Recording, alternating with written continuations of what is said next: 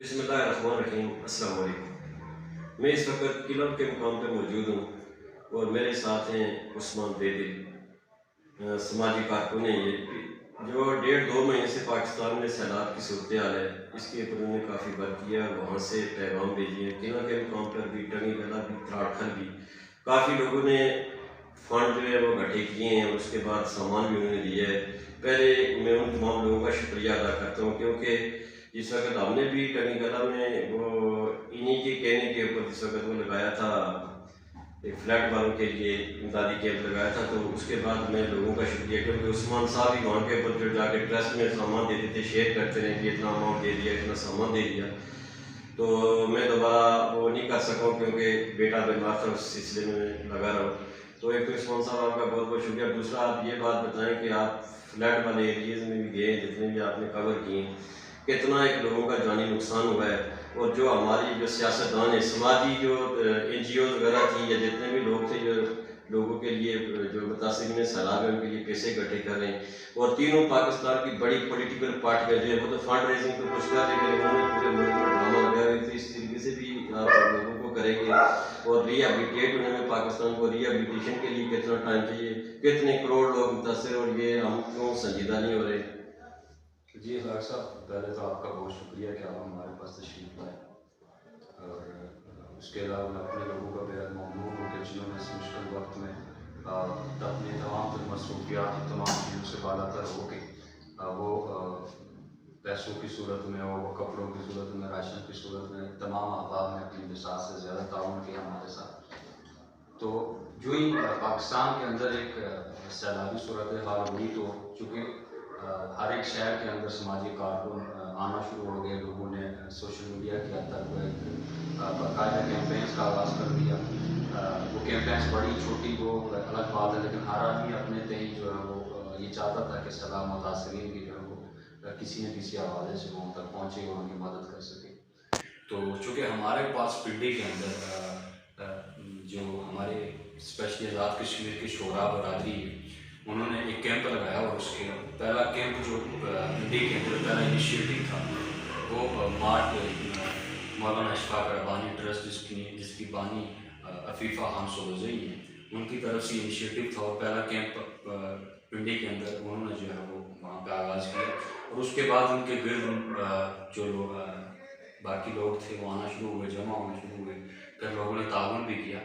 और जब हमारा उनसे रब्ता हुआ, तो फिर मैं चूँकि पिंडी था, तो मैंने अपने दोस्तों से, यहाँ पे जो मेरे दोस्त उनसे रिक्वेस्ट की कि ना टंगी और बैठक के जितने उत्तराखंड के जितने लोग थे, कि इस तरह का एक सैलाबी सूरत हाल है, तो उसमें हमारा क्या रोल होना चाहिए। पहले तो सब दोस्तों से मैंने मशवरा किया, तो उसके जो रिएक्शन था वो काफ़ी पॉजिटिव आया, और सब दोस्तों ने अपने तमाम चीज़ें जमा की, और हमारे पास जो भी अमाउंट आई, हमारे दो दो हमने जो है वो ट्रक भेजे। पहला हमने DI खान भेजा, तो DI खान भी उसी इलाके के अंदर भेजा जहाँ तक हुकूमत की एक्सेस नहीं थी, और वहाँ तक हम इस तरह पहुँचे कि वहाँ के जो मकामी SHO थे, आज़ाद कश्मीर की मकामी पुलिस ने हमारे साथ ताउन किया, और वहाँ पे SHO ने हमारी जो मार्ट की टीम थी उसको सिक्योरिटी फ्राहम की, और उस इलाके तक गए जहाँ हालात काफ़ी ज़्यादा ख़राब थे।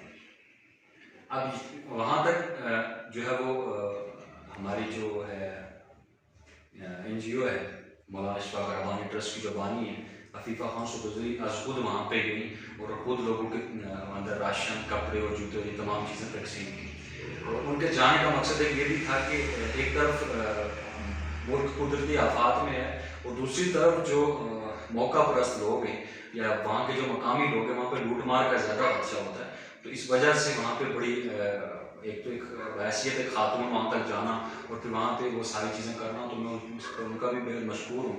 और वहाँ पे इस तरह से हमने डिस्ट्रीब्यूट किया सामान। उसके बाद वापसी हुई जब हमारी, तो अभी हमारा तकरीबन एक हफ़्ता पहले हम दूसरा ट्रक जो भेजा वो अपर दीर के लिए भेजा। वो लोग तकरीबन शहर से 3 घंटे जो है वो उनको आने के लिए, शहर में आने के लिए तय वक्त लगता है। हमारा जो है मार्ट की टीम जिसके अंदर उसको लीड कर रहे हैं ज़ैनुल आबदीन, और नीलम से हमारे दोस्त हैं मुज़म्मिल पांडे, वो दोनों जो है वो इस पूरे वफद के साथ ही, और वहाँ पे भी लोगों के दरमियान जो है वो उन्होंने जूते, कपड़े और राशन की चीज़ें तकसीम की।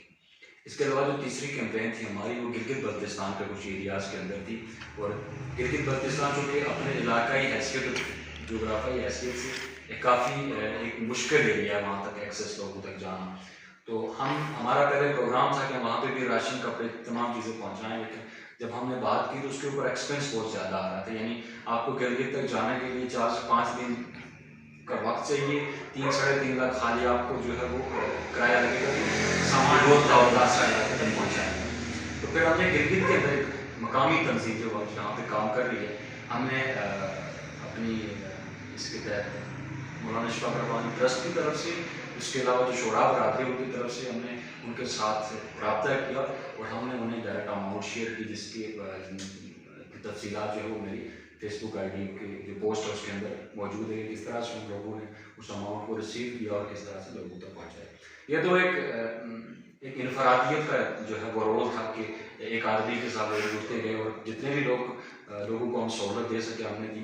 बाकी पाकिस्तान के अंदर बड़ी तंजीमें हैं, चीपा की तंजीम है, उसके बाद खिदमत लगी हुई है, JDC वाले, तो वो अपने अपने कई सारे एरियाज़ के अंदर जा रहे हैं। और मैं यहाँ पे एक कॉल करना चाहूँगा कि किसी ने कहा था कि गुर्बत कभी भी खैरात से ख़त्म नहीं होती, गुर्बत हमेशा इंसाफ से ख़त्म होती है। तो ये जो एक तंजीमें लगी हुई हैं, कोई इंफरादी लगा हुआ है, तो इससे पाकिस्तान के अंदर जो सैलाबी सूरत हाल है उसके अंदर कोई खातर रखा कोई हालात अच्छे नहीं हो रहे। चूँकि आप खाना किसी को 15-20 दिन का ही दे सकते हैं, उसने खाना रात में खाना, उसने कपड़े पहनने, उसके लिए एक प्रॉपर प्लेटफॉर्म की ज़रूरत है। हमारे जो सियासतदान हैं, कुछ चाहिए कि प्रॉपर उनके अंदर प्लानिंग हो कि आया आज से 4 साल बाद, और जिस तरह की सैलाबी पोजीशन है पाकिस्तान के अंदर, मज़ीद 5 साल भी हालात जो है वो मामूल पे नहीं आएंगे। यानी आप ये अंदाज़ा कर लें कि स्वात के अंदर 2010 में एक सैलाब आया था और उसके मुतासिरीन आज भी 2022 के अंदर उसी पोजीशन में बात जगहों पे, जिस तरह अर्थक्वेक आया था 2005 में, अभी तक लोग उसी प्रोसेस में हैं। तो ये बुनियादी तौर पे जो सैलाब का आना या इनको डायरेक्ट किसी चीज़ से अटैच कर लेना कि अजाब है, ये बुनियादी तौर पे जो हमारे यहाँ जो प्लानिंग की जाती है, सोसाइटीज़ बनाई जाती हैं, लोगों की रिहाइशगाह बनाई जाती है, लोगों को एक सहूलत दी जाती है, उसके अंदर एक फुकदान है इसकी।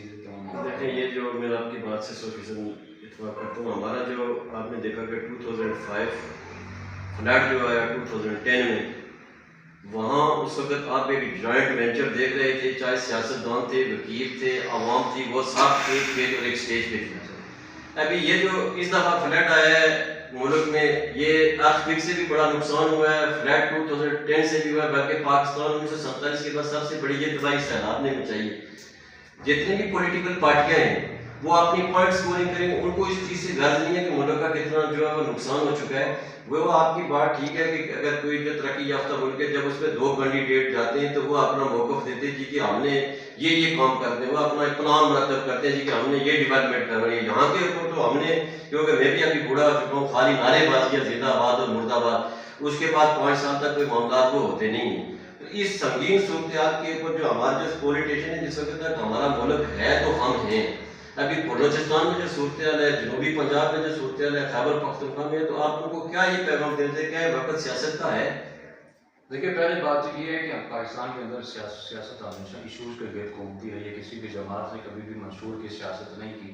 मंशूर में महज दीवारों पर लगाने के लिए, किताबों में सजाने के लिए था। हमने फिर किसी भी जमात की तरफ से मंशूर के ऊपर सियासत नहीं देखी। अब पाकिस्तान के अंदर सबसे बड़ा जो प्रॉब्लम है सियासी इस्तेहकाम नहीं है। सिंध के अंदर एक अलग गवर्नमेंट बैठी है, पंजाब के अंदर एक अलग बैठी है, खैबर पख्तूनख्वा के अंदर, और वो तीनों सियासी जमातें एक दूसरे की हमेशा से हरीफ रही हैं। अब उन तीनों का आपस में एक ही मुद्दे पे जमा होना, ये तो बुनियादी इंसानी ज़रूरत है इस वक्त पाकिस्तान में। और ये जो हमारे सारे तमाम पीपल्स पार्टी वाले, NMD वाले या PTI वाले बड़ी जमातें, इनका ये काम बनता है कि इस वक्त ये एक ही पेज पे आएँ और लोगों को इस तमाम जो मामला है वहाँ से लोगों को रेस्क्यू करें, उनके लिए एक बेहतर ज़िंदगी के जो है वो मौके फराहम करें। लेकिन मुझे नहीं लगता कि 4 से 5 साल के अंदर, 4-5 साल भी बहुत जो है वो एक कम अर्सा है पाकिस्तान को वापस माशी तौर पर तमाम मामला को स्टेबल होने के लिए। क्योंकि आप ये देख लें कि 2005 के अंदर आने वाला ज़लज़ला आज से 17 साल पहले, 17-18 साल पहले, उसके असरात आज भी यहाँ कश्मीर के अंदर मौजूद हैं।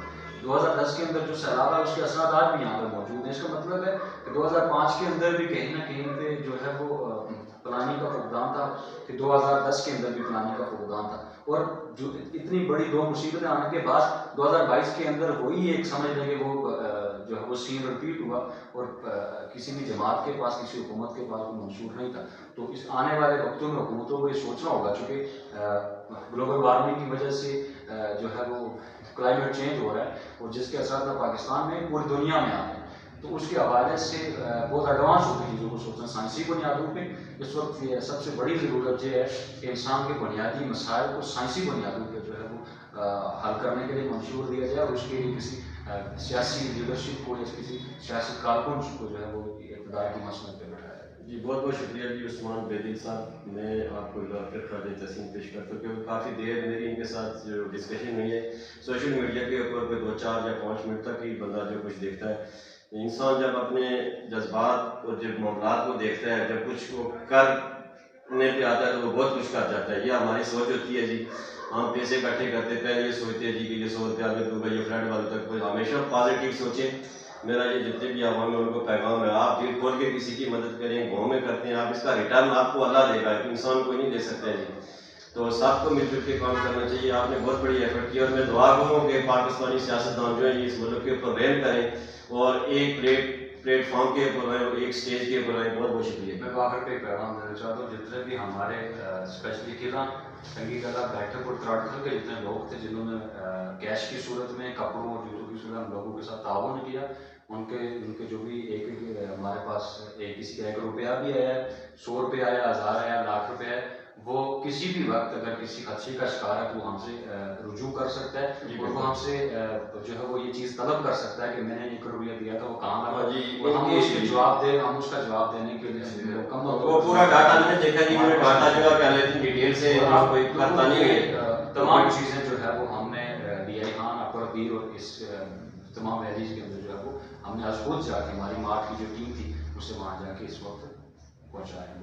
बहुत शुक्रिया आपका। दूसरा तमाम लोगों का मैं पहले भी शुक्रिया अदा करता हूँ, फिर भी आप लोगों का बहुत फिर शुक्रिया अदा करता हूँ। आपका बहुत बहुत शुक्रिया, आपने बहुत ताउन किया। अल्लाह पाक आपको तौफीक दे।